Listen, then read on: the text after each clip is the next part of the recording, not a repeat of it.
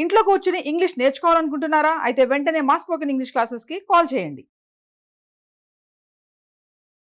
నమస్తే, welcome back to Suman TV. నేను మీ సంజయ్. ఈరోజు మనతో పాటు ఉన్నారు competitive exams trainer and mentor S Dhanunjay garu. సార్తో మాట్లాడి కొన్ని విషయాలు తెలుసుకుందాం. నమస్తే సార్. నమస్కారం అండి. సార్, బయట చూసుకుంటే చాలామంది స్టూడెంట్స్ కాంపిటేటివ్ ఎగ్జామ్స్కి ప్రిపేర్ అవుతుంటారు. కానీ వాళ్ళలో ఎక్కువగా గమనించిన విషయం ఏంటంటే, చాలామంది ఏళ్ల తరబడి ప్రిపరేషన్లోనే ఉంటారు తప్పితే వాళ్ళకి జాబ్స్ రావడం అనేది తక్కువగా అనిపిస్తుంటుంది.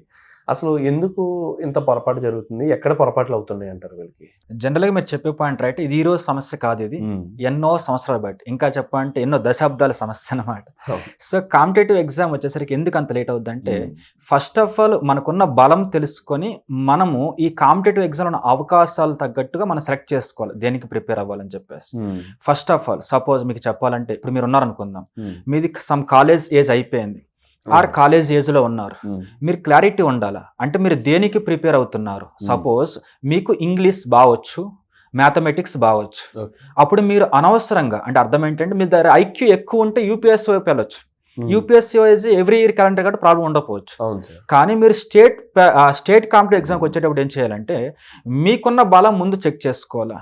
మీకు ఇంగ్లీష్ బావచ్చు, అంటే జనరల్గా అర్థం చేసుకుంటారు, మ్యాథమెటిక్స్ కూడా బాగా అర్థం చేసుకుంటారు, క్యాల్కులేషన్ పార్ట్ ఫాస్ట్గా చేయగలరు వితౌట్ కోచింగ్ ముందే అనే మీకు బలం అనిపించినప్పుడు నేను ఇచ్చే సలహా ఏంటంటే, జనరల్గా మామూలుగా అయితే వీరు ఏదైతే మ్యాథ్స్ వెయిటేజ్ ఎక్కువ ఉంటుందో వాటిని సెలెక్ట్ చేసుకోవాలి. కానీ ప్రధాన లోపం ఏంటంటే, వీరు కాస్త అలా రారు. జనరల్ కాంపిటేటివ్ ఎగ్జామ్లో భాగంగా ఇంటి నుంచి నార్మల్గా వచ్చేస్తారన్నమాట. ఓకేనా? అంటే వీరికున్న బలాన్ని వీరు ముందు పెట్టాలి, కానీ వీరు బలాన్ని మర్చిపోయి కాంపిటేటివ్ ఎగ్జామ్లోకి ఎంటర్ అయిపోతున్నారు. దానివల్ల ఏమవుతుందంటే, నీ బలం బలహీనతగా మారిపోతుంది. ఎందుకని నీ బలం కేవలం కొన్ని ఎగ్జామ్స్కి మాత్రమే. నీకు మ్యాథ్స్ ఇంగ్లీష్ బాగా వస్తే ఎస్ఎస్సి ప్రిపేర్ అవ్వచ్చు, బ్యాంక్స్ ప్రిపేర్ అవ్వచ్చు, ఆర్ కానిస్టేబుల్ ఎస్ఐ ప్రిపేర్ అవ్వచ్చు, లేదంటే రైల్వేస్ ప్రిపేర్ అవ్వచ్చు. వాటికి ఇంగ్లీష్ ఉండకపోయినప్పుడు కూడా ప్రిపేర్ అవ్వచ్చు, మ్యాథ్స్ వచ్చు కాబట్టి. సో ఈ టైప్ ఆఫ్ ప్యాటర్న్ ఎంచుకుంటే, ఇవి ఇయర్కి ఎక్కువ నోటిఫికేషన్స్ కాబట్టి మీరు మినిమం ఒక ఇయర్లోనే సుమారుగా చాలా ఎగ్జామ్స్ రాయొచ్చు. అప్పుడు మీకు బెనిఫిట్ ఏంటంటే, మీకు ఆల్రెడీ వీటి మీద కమాండ్ ఉంది కాబట్టి మీరు ఒక కోచింగ్ ఇన్స్టిట్యూట్లో జాయిన్ అయిన తర్వాత, అక్కడ వినిన తర్వాత డైలీ ప్రాక్టీస్ చేస్తే 1.5 year or 1 year or 2 years maximum settle అయిపోతారు. ఓకేనండి. కానీ ఒకవేళ మీ బలం అది అయినప్పుడు మీరు గ్రూప్స్ కి ఎంటర్ అయ్యారు అనుకుందాం. ఓకేనా? గ్రూప్స్ కి ఎంటర్ అయితే 2 డ్రాబ్యాక్స్ ఉంటాయి, రెండు కారణాలు ఉంటాయి. ఒకటి స్టూడెంట్ వైపు తప్పు ఉంటే, రెండవది గవర్నమెంట్ అనేది రెగ్యులర్ గా నోటిఫికేషన్ ఇవ్వదు. అదొక పెద్ద డ్రాబ్యాక్ గ్రూప్స్ వైపు వచ్చేసరికి. ఇప్పుడు మీరు ఏమవుతుందంటే, సపోజ్ మీరు 2020లో వచ్చారు అనుకుందాం ఫీల్డ్లోకి, 2025లో ఫస్ట్ నోటిఫికేషన్ అనుకుందాం. ఓకేనా? మీరు ఏం చేస్తారు, 20లో వచ్చి గ్రూప్స్ వైపు, ఇదంతా జనరల్గా ఒక ఓషన్ లా ఉంటుంది, అంటే లాట్ ఆఫ్ సిలబస్ ఉంటుంది. ఓకేనా? మీకు ఇందులో బలం ఏది? అందరూ ఈక్వల్ కదా ఇక్కడ. సో ఇక్కడ ఈ అందరూ ఈక్వల్ అంటే ఏమవుతుందంటే, ముందొచ్చిన వాళ్ళు మీకంటే కొద్దిగా బాగా చదవడం, ఎక్కువ రోజులు చదవడం వలన మీరు ఎంత కష్టపడినప్పటికి కూడా మీకంటే వాళ్ళకి అడుగు ముందు కష్టపడడం వల్ల ఏమవుతుందంటే, జనరల్ సిలబస్ అయిపోవడం వల్ల అందరికి ఈక్వల్ అయిపోతుంది. ఇక్కడ బలం లేదు, బలహీనత లేదు, ఏవి గ్రూప్స్ వైపు. సో దానివల్ల ఏమవుతుందంటే, ఒకటి నోటిఫికేషన్ లేట్ గా రావడం, రెండవది మీరు డైరెక్ట్ గా ఒక 4-5 years ఫస్ట్ ఎగ్జామ్ రాస్తున్నారు. అంటే ఈ ఇయర్స్ మొత్తం వేస్ట్ అయిపోయినట్టే కదా. ఇప్పుడు రాసిన తర్వాత మీకంటే కొద్దిగా ముందు వచ్చిన వాళ్ళు, గతంలో తప్పులు చేసిన వాళ్ళు సెటిల్ అయిపోతున్నారు, మీకు నెక్స్ట్ ఛాన్స్ వస్తుంది. నెక్స్ట్ ఎప్పుడు? మరొక 3-4-5 years తర్వాత. అంటే మీరు 21కి వస్తే ఏజ్ లో 30 అయిపోతుంది. గ్రూప్స్ లో ప్రాబ్లం అదే వస్తుంది అనమాట. 2 కారణాలు చెప్పాను. స్టూడెంట్ వైపు మిస్టేక్ ఉంటుంది. కారణం ఏంటంటే, వీరు వచ్చిన తర్వాత వీరు బలం తగ్గట్టు ఎంచుకోలేదు, అదొక పెద్ద మిస్టేక్. రెండవ దోసరికి ఏమైంది, గవర్నమెంట్ రెగ్యులర్ నోటిఫికేషన్ ఇవ్వకపోవడం. ఈ 2 కారణాలతో వీళ్ళకి ఇక్కడ లేట్ అయిపోతుంది గ్రూప్స్ వైపు. కాబట్టి నేను చెప్పేది ఫైనల్ గా, ఇవి జనరల్ కారణాలు. ఇంకొకటి ఉంటుందండి, ఇంకొకటి ఏంటంటే ప్రధాన కారణం, వీరు వచ్చిన తర్వాత వీరు చేయవలసిన పని ఏంటంటే, సపోజ్ త్వరగా జాబ్ రావాలనుకుందాం. సపోజ్ ఒకవేళ వాళ్ళు వచ్చి ఒక 2 years అవుతుంది, ఇదే ఫస్ట్ ఎగ్జామ్ అనుకుందాం, కన్ఫర్మ్ జాబ్ రావాలనుకుందాం. జాబ్ రావాలంటే పోస్టులు ఎక్కువ ఉన్నప్పుడు ఎవరికైనా వచ్చేస్తాయి, పోస్టులు తక్కువ ఉన్నప్పుడు కూడా జాబ్ రావాలంటే దీనికి ఒకే ఒక సొల్యూషన్ ఏంటంటే, ఒకటి మీరు ఆల్రెడీ ఈ ఫీల్డ్లో నలిగిపోయిన వాళ్ళు, లేకపోతేనేమో ఇటువంటి మిస్టేక్ చేస్తే కన్ఫామ్ గా టైం ల్యాగ్ అయిపోదని తెలిసిన వాళ్ళు, నథింగ్ బట్ వాళ్ళని మెంటర్స్ అని పిలుస్తారు అన్నమాట. కొద్దిగా ఓపిక తెచ్చుకొని మెంటర్స్ దగ్గర మెంటర్షిప్ తీసుకుంటే, ఓకేనా, మీకు 8 years లో రావాల్సిన గ్రూప్స్ అనేది ఓకే, వాళ్ళు వాళ్ళ ఎక్స్పీరియన్స్ తో మీకు టైం తగ్గిస్తారు కాబట్టి ఒక 2 or 3 years లో వచ్చే ఛాన్స్ ఉంటుంది. Okay sir. And one thing sir, ఇప్పుడు నార్మల్గా ఇక్కడ చూసుకుంటే తెలుస్తుంది మీరు అన్నట్టుగానే నోటిఫికేషన్ అనేది 2-3 years గ్యాప్ వచ్చేస్తుంది, చాలా టైం పడుతుంది. అండ్ అంతేకాకుండా పాస్ట్ ప్రిపరేషన్లో ఉన్న వాళ్ళకి జాబ్లు వస్తున్నాయి కానీ న్యూ ప్రిపరేషన్లో ఉన్న వాళ్ళకి జాబులు రావట్లేదు. అసలు ఈ తరహాలో చూసుకుంటే ప్రిపరేషన్ పరంగా మంచి స్ట్రాటజీ ఏముందంటారు? ఒక ఆర్ట్స్ బేస్డ్ స్టూడెంట్కి ఏం చెప్తారు, మ్యాథ్స్ బేస్డ్ స్టూడెంట్కి ఏం చెప్తారు మీరు? అంటే ఇప్పుడు మీరు చెప్పిన దాంట్లో ఒక పెద్ద మిస్టేక్ ఉంటుంది, మనం బ్లేమ్ అవ్వకూడదు. ఎలా అంటే పాతగా వచ్చిన వాళ్ళకే సీనియర్స్గా జాబులు వస్తున్నాయి అనేది కరెక్ట్ గా. పాతగా వచ్చి తప్పులు చేసే వాళ్ళు తప్పులు చేస్తున్నారు. ఓకే, ఏమని సెలక్షన్ ఆఫ్ బుక్స్ అంటే తెలుసుకున్న వాళ్ళు పాస్ అవుతున్నారు. పాతగా వచ్చి మిస్టేక్స్ రెక్టిఫై చేస్తున్న వాళ్ళకి ఈజీ అయిపోతాం. కొత్తగా వచ్చి ఇటువంటి వే మెంటర్షిప్ వేలోనో లేకపోతే బాగా తెలిసిన వాళ్ళ గైడెన్స్, పేరెంట్స్ గైడెన్స్ ఉంటే వీళ్ళకి జాబులు వస్తాయి. దీనికి ఒకటే బ్రిడ్జ్ ఏంటి? అవేర్నెస్. కాంపిటేటివ్ ఎగ్జామ్లో అత్యంత బలమైన విలువైన వస్తువు ఏదైనా ఉంది అంటే మాత్రం ఒకటి అవేర్నెస్ అండి. నన్ను అడిగితే దానికంటే విలువైనది ఇక్కడ ఏమీ లేదు. కోచింగ్ కాదు, ఇన్స్టిట్యూట్లు కాదు, ఫీజులు కాదు, ఏం కాదు. ఒకటే అవేర్నెస్. పేరెంట్స్ ఇద్దరికి అవేర్నెస్ ఉంటే పిల్లలకి ఈజీగా వచ్చేస్తుంది ఐఏఎస్. పేరెంట్స్కి ఇద్దరికి అవేర్నెస్ లేకపోతే ఇటీవల కాలంలో లాస్ట్ ఇయర్ ఒక కానిస్టేబుల్ రిజైన్ చేసిన తర్వాత 10 years పట్టింది ఐపీఎస్ రావడానికి. ఓకేనా, ఒక నార్మల్ వ్యక్తి, స్కూల్ టీచర్ వ్యక్తి కాస్త 14 సంవత్సరాలు పెట్టింది ఐఏఎస్ రావడానికి. Just awareness. కాబట్టి కాంపిటేటివ్ ఎగ్జామ్కి ఎంటర్ అయ్యేటప్పుడు ఒకటి మీకైనా అవేర్నెస్ ఉండాలి. ఉండదు కదా, ఎందుకని కొత్తగా వస్తారు కాబట్టి. అవేర్నెస్ ఉన్న వాళ్ళ మాటని సరిగ్గా వినాలి. దానివల్ల మీకు టైం సేవ్ అవుతుంది, లేదా మిస్టేక్ మీద మిస్టేక్ జరిగిపోతూ ఉంటుంది. సో కాబట్టి ఏంటంటే ఇక్కడ సీనియర్స్ అని ఎందుకు చెప్పండి, వాళ్ళకి అవేర్నెస్ వచ్చేస్తుంది స్టెప్ బై స్టెప్. అది తీసేస్తే మనం ఇచ్చే సలహా ఏంటి అసలు? మనం ఇచ్చే సలహా మ్యాథ్స్ బేస్ ఉన్నవాళ్ళు, ఓకేనా, గ్రూప్స్ వైపు రావచ్చు, తప్పేం లేదు. కానీ వెంటనే నోటిఫికేషన్ ఉంటే రావచ్చు. కానీ మీరు వెంటనే నోటిఫికేషన్ ఉంటే ఇప్పుడే వస్తే పోస్టులు తక్కువ ఉంటే మరలా మిస్టేక్ ఫేస్ చేస్తాం. నేను చెప్పేది నీకు నిజంగా మ్యాథ్స్ బలం ఉంటే, నిజంగా ఇంగ్లీష్ బలం ఉంటే నువ్వు డైరెక్ట్గా ఎస్ఎస్సి ఆర్ బ్యాంక్స్ వైపు వెళ్ళండి. బాగా ప్రిపేర్ అవ్వండి. ఒక 1 year or 1.5 years ప్రిపేర్ అవ్వండి. ఏదో ఒక జాబ్లో సెటిల్ అవ్వండి. సెటిల్ అయిన తర్వాత ఒక 2 years ప్రొవిజన్ పీరియడ్ మెయింటైన్ చేయండి, ఆర్ 3 years మెయింటైన్ చేయండి. అప్పుడే గ్రూప్స్ ప్రిపరేషన్ అవుతూ ఉండండి ఓన్గా. తర్వాత అది అయిపోయిన తర్వాత గ్రూప్స్ రండి. ఏం కాదు, ఇలా చూసుకున్నా కూడా ఏజ్ 30కి రాసవద్దు గ్రూప్స్ రావడానికి. మీరు 21కి వస్తారు, మీకు బలం మ్యాథ్స్ ఉంది, వెంటనే మీరు ఏం చేస్తారు, డైరెక్ట్ గా ఎస్ఎస్సీఆర్ రైల్వేస్ ప్రిపేర్ అవుతున్నారు, అది వచ్చేస్తుంది. ఒక 2-3 years చేస్తారు, మీకు మహాది 26-27 వస్తుంది. కెరీర్ గ్యాప్ రాదు కదా. వర్త్ఫుల్ ఏజ్ 20 to 30 అనేది ఒక పర్సన్ కి చాలా వర్త్ఫుల్ ఏజ్. ఆ ఏజ్ లో మిస్టేక్స్ చేస్తే దాని ప్రతిఫలం అనేది లైఫ్ సెకండ్ హాఫ్ అంతా రన్ అవుతూనే ఉంటది అనమాట. సో కాబట్టి మనం ఇచ్చే సలహా, నీ బలం ఫస్ట్ తెలుసుకో. ఇంకొకటి, అవేర్నెస్ ఉన్న పర్సన్స్ ని కన్ఫర్మ్ కన్సల్ట్ అవు. దానివల్ల టైం బాగా సేవ్ అవుతుంది. నాకెందుకు, నాకు వచ్చు. Coaching is different from awareness.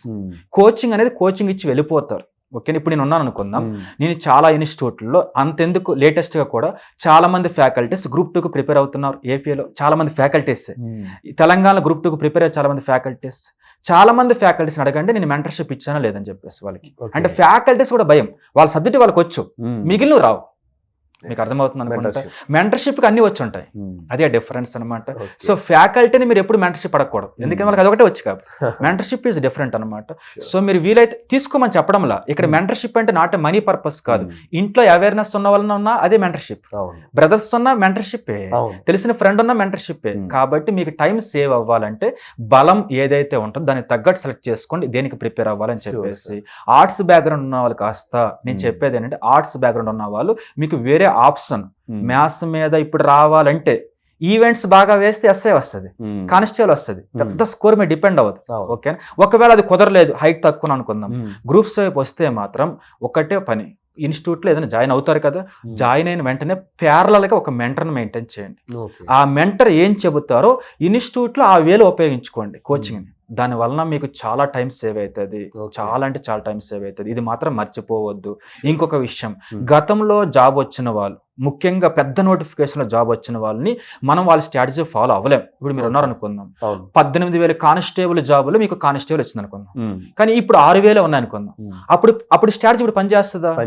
రోజులు మారే కొలది కాంపిటీషన్ పెరిగిపోద్ది కదా. పేపర్ ప్యాటర్న్ కూడా మారిపోద్ది. 1000 Group 2 ఉన్నప్పుడు, 1000 ఎగ్జిక్యూటివ్ Group 2 ఉన్నప్పుడు మీకు Group 2 జాబ్ వచ్చింది అనుకుందాం. ఇక్కడ 200 ఎగ్జిక్యూటివ్ ఉన్నప్పుడు ఆ స్ట్రాటజీ పనిచేస్తుందా? పనిచేయదు. కాబట్టి నేను చెప్పదలుచుకుంది ఏంటంటే, స్ట్రాటజీ అనేది, అవేర్నెస్ అనేది ఎలా ఉంటుందంటే కాలం తగ్గట్టు మారుతూ ఉంటుంది.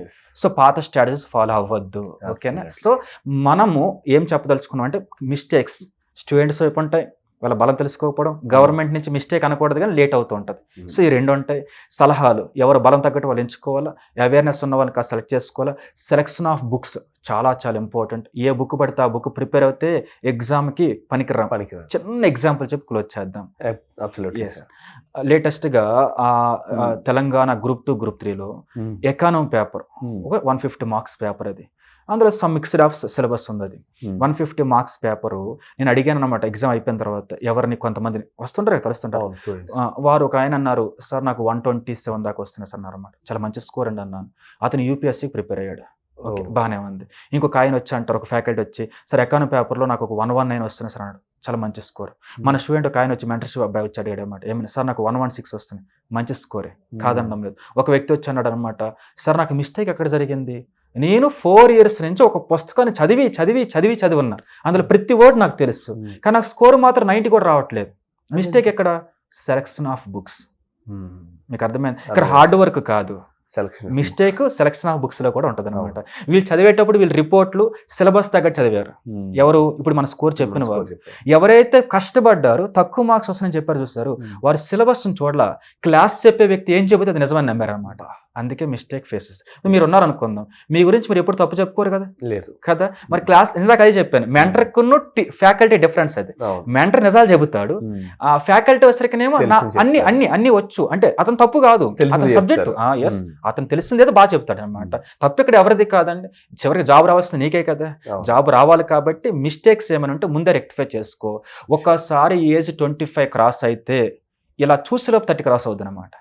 ఇదైతే నిజం, చూసుకొని ప్లాన్ చేసుకోండి. గ్రూప్ 1కి సంబంధించి ఏమైందంటే, ఒక ఆమె వచ్చారు డైరెక్ట్గా రాగానే 23కి అనుకుంటా ఆమె డిప్యూటీ కలెక్టర్ వచ్చేస్తుంది అనమాట. అసలు ప్యాటర్న్ మిస్టేక్ ఎక్కడ, మందా వాళ్ళదా? ఎందుకని భయంకరంగా చదివాం కదా మనం. అప్పుడు అబ్జర్వ్ చేస్తే 2 అర్థమైంది. ఒకటి, లాంగ్వేజ్ ఆఫ్ ఎగ్జామ్ 3, నేను తెలుగులో రాస్తాను, వాళ్ళు ఇంగ్లీష్లో రాస్తారు, పాయింట్ నెంబర్ 1, దాంతో ఎక్కువ రాయొచ్చు వర్డ్స్. రెండోది, వాళ్ళ పేరెంట్స్ స్కూల్ టీచర్లు. సో ఆమెను ఇంటర్మీడియట్ డైరెక్ట్గా స్ట్రాటజిక్గా గైడెన్స్, ఇంటర్మీడియట్ నుంచి వాళ్ళు ఈ ఐఐటి వైపు కాకుండా, అంటే ఎంపీసీ వైపు కాకుండా అటు పంపించారు ఆర్ట్స్ వైపు. అంటే ఇంటర్మీడియట్ నుంచి కూడా ఆమెకి గైడ్ చేసేస్తున్నారు. ఆ ఏజ్ అంటే ఆ 5 years ఏజ్ అనేది ఇక్కడ కవర్ అయ్యింది, దాంతో ఈక్వల్ అయిపోతుంది కాంపిటీషన్. సో ఇటువంటి స్ట్రాటజీ చాలా మెయింటైన్ చేస్తున్నారు. మీరు కూడా ఒక అంబిషన్ ఉన్నప్పుడు, కొద్దిగా కష్టపడాలనుకున్నప్పుడు, ప్రీ ఎడ్యుకేషన్ నథింగ్ బట్ బాగా చెప్పాలంటే కాలేజ్ చదువుతుండగానే చిన్న ప్లాన్ వేసుకోండి, దానికి తగ్గట్టు పని చేయండి. ఇంకొక నిజం చెబుతున్నా, బలంగా కాంపిటేటివ్ ఎగ్జామ్ ప్రిపేర్ అయిన వారికి జాబు రాకుండా మిగిలిపోయినట్టు చరిత్రలో లేదు. సీరియస్గా ప్రిపేర్ అవ్వాలా. కొద్దికాలం లేట్ అవ్వచ్చు, గ్యారంటీగా వస్తుంది, ఓకేనా. సగం పనులు చేస్తే మాత్రం లైఫ్ స్పాయిల్ అయిపోద్ది. అంటే 6 నెలలు ప్రిపేర్ అయ్యి 6 నెలలు ఇంటికి వెళ్ళి తిరిగి వచ్చి మరలా 6 నెలలు ప్రిపేర్ అయ్యి మరలా ఊరి మీదకి వెళ్ళిపోతే చాలా పెద్ద మిస్టేక్ అది. దానివల్ల టైం ల్యాగ్ అయిపోతుంది, కెరీర్ నాశనం అయిపోతుంది. Continuation, stability, continuous and hard work and smart work and awareness, 5 pillars, guarantee job వస్తుంది. Thank you sir, thank you very much sir. Okay అండి.